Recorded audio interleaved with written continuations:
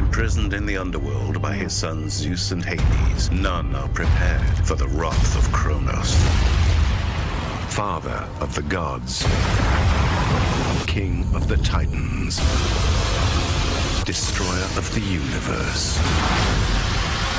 Once betrayed by his children, Kronos returns for his revenge. When the Titan King rises, the world will end. Wrath of the Titans. In Greek mythology, Kronos is the god of time. He once ruled the universe until it was stolen from him by Zeus.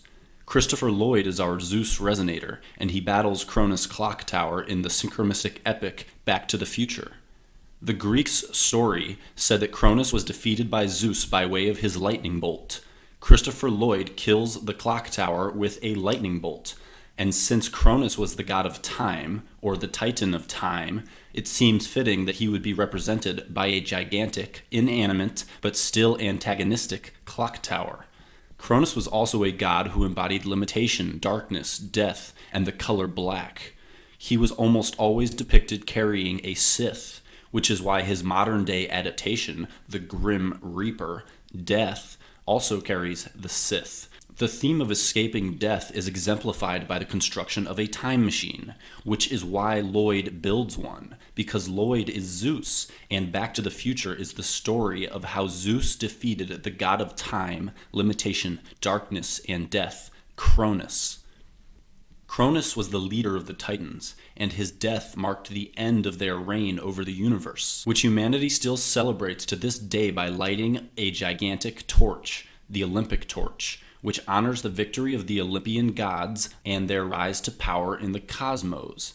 This is why the leader of the Olympian gods, Zeus, lights a gigantic torch immediately after symbolically killing the leader of the Titans, Kronos, which signified the victory of the Olympian gods. Today, we also celebrate Zeus's victory by the running of the torch, which Christopher Zeus Lloyd also does, immediately after killing Kronos. Take a look at the strange nature in which Christopher Lloyd blazes down this trail of fire. He is clearly running as if symbolically gripping and hoisting something in his hand. His arm is not only awkwardly raised, but his hand is cupped and held in a position that defies all logic, unless you take into account that he is acting out the Olympic torch run, if only subconsciously, which makes perfect sense since he is running down a trail of fire. These two acts, the lighting of a gigantic torch at the Temple of Hera and the subsequent running of the torch, are still and were always performed in honor of Zeus's victory over Kronos.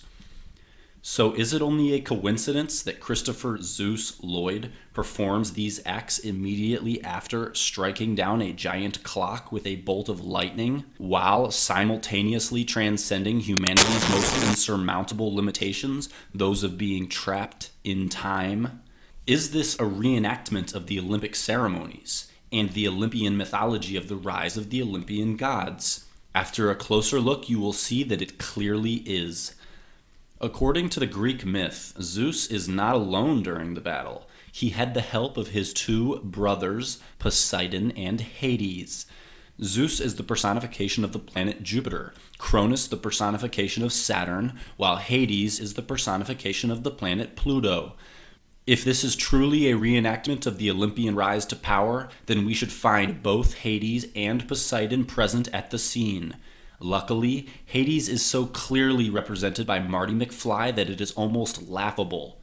We learn that Universal Studios head Sig Sheinberg advocated a replacement of the title Back to the Future with Spaceman from Pluto, referring to Marty McFly, who was even supposed to state the line, "I am a spaceman from Pluto," which would have overtly stated his Hades-Pluto synchronistic entrainment.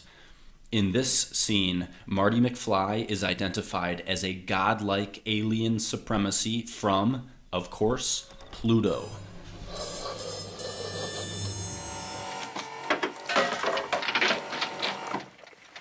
Hey, Doc? Then there's the introduction of Marty McFly, where for the first time ever he enters into frame to garner first impressions from an estranged audience, only to draw the audience's attention directly to the element plutonium, which is directly named after the planet Pluto. He is introducing himself, not just as Marty McFly, but as an earthly personification of the planet Pluto, and thus the god Hades. Each of the three brothers had a special weapon which they used during the battle against the god of time, Kronos.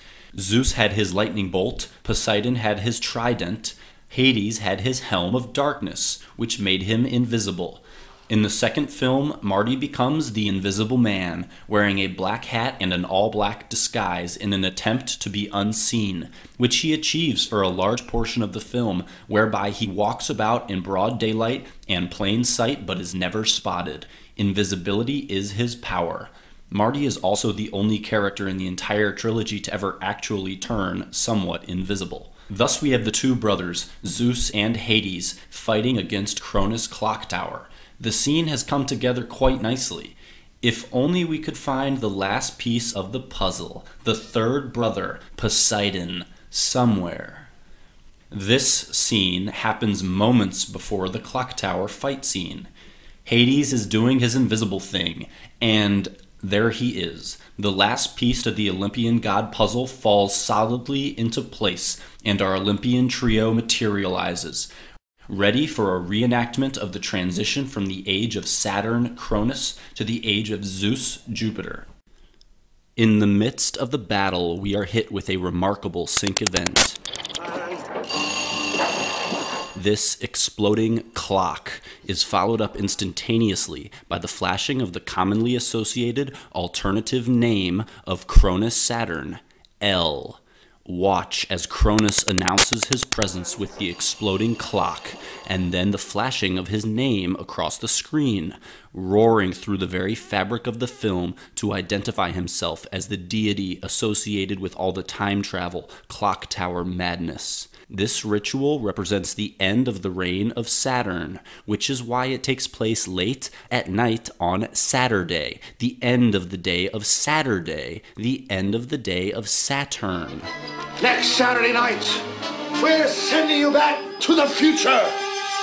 Okay, all right, Saturday's good, Saturday's good. Jupiter is the astrological ruler of the zodiac signs 12, Pisces, and 9, Sagittarius, which is why, amidst the celebration, Zeus Jupiter Lloyd stands inside the astrological symbol of the 12th sign, Pisces, while just over his left shoulder is a giant 9, drawing our attention to the 9th sign, Sagittarius, whose symbol is an arrow. Luckily for us, this giant 9, curiously enough, is made out of an arrow.